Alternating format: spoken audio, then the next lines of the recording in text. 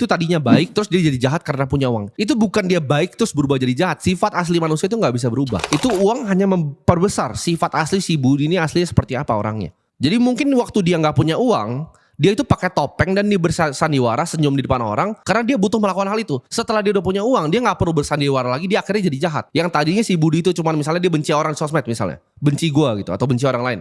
Dia akan hate comment gitu, pakai akun fake gitu, bangsatnya orang itu. Nah itu kan karena dia nggak punya uang, tapi dia orang jahat ya. Di depan teman-temannya senyum, tapi dia suka ngata-ngatain di belakang pakai fake account. Tapi misalnya let's say dengan keajaiban Budi ini jadi orang kaya, jadi orang hebat, jadi orang kaya, punya kuasa. Yang tadinya cuma hate comment di Instagram, itu bisa berubah jadi apa? Bisa berubah jadi kirim-kirim orang, siram mukanya pakai air keras. Punya kuasa untuk bikin laporan polisi, masukin orang ke bui. Dia pakai pasal-pasal karet, masukin orang. Di dalam dia bisa pesan-pesanin macam-macam itu di dalam situ. Nah kalau orang jahat memang dasarnya dia akan jadi semakin jahat dengan uang yang dia punya. Pertanyaannya gimana caranya kalian bisa mendapatkan uang kalau gitu? Kalau kalian tahu, oke, gue berasa orang baik ya terserah kalian mau baik atau jahat. Tapi kalau kalian mau mendapatkan uang, kalian harus punya rencana yang konkret. Karena kalau kalian nonton video-video seperti ini, tapi kalian cuma mimpi di otak kalian, itu kalian gak akan pernah nyampe ke tujuan yang kalian mau. Karena semuanya hanya mimpi belaka. Kalau kerjaan kalian cuma nonton video dan bermimpi, udah lupain aja, kalian bakal jadi gembel seumur hidup. Gue jualan dari minyak rambut sejak SMP, gue jualan properti pas SMA, gue mulai agensi kecil-kecilan gue juga pas SMA, sampai sekarang di umur 23 tahun gue bisa beli 2 McLaren. Itu prosesnya nggak overnight.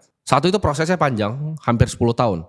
Tapi dalam proses 10 tahun itu, gue punya rencana konkret yang sangat jelas. Nah itu adalah kekuatan dari rencana. Kalau kalian benar-benar punya konkret plan ya, oke gue mau lakukan ini, gue mau fokus di industri ini, lalu gue mau ngapain. Pikirnya panjang, pikir long term. 1-2 tahun ke depan seperti apa, 5 tahun. Orang itu banyak yang ibaratnya overestimate apa yang mereka bisa lakukan dalam waktu setahun. Tapi mereka meremehkan apa yang mereka bisa lakukan dalam waktu yang panjang dengan konsisten dan fokus. Buat kalian yang ngerasa masa lalu kalian sampah, tenang aja ya. Karena masa depan kalian itu sama sekali nggak dipengaruhi oleh apa yang kalian lakukan di masa lalu. Justru ya, pengalaman-pengalaman gue dari ditolakin jualan sedotan, dari gue jualan pomade tidur sampai pusing kepala gue karena kamar gue bau minyak rambut. Itu justru jadi cerita-cerita yang paling menyenangkan di saat gue seperti sekarang. Contoh, waktu sekolah, guru gue selalu ngomong, Timothy kamu gak mau jadi apa, kamu tidur terus gitu kan. Cuman mereka gak tahu apa yang gue lakukan. Gue capek pulang sekolah, abis gue latihan basket, gue masih mesti nganter ke Jain naik sepeda. Dulu bahkan keluarga gue sendiri, nyokap gue tepatnya, itu ragu sama gue. Ini orang ntar kedepannya bakal jadi apa ya kalau kerjanya cuma kabur-kabur seperti ini. Dulu sempat dihina karena sedotan,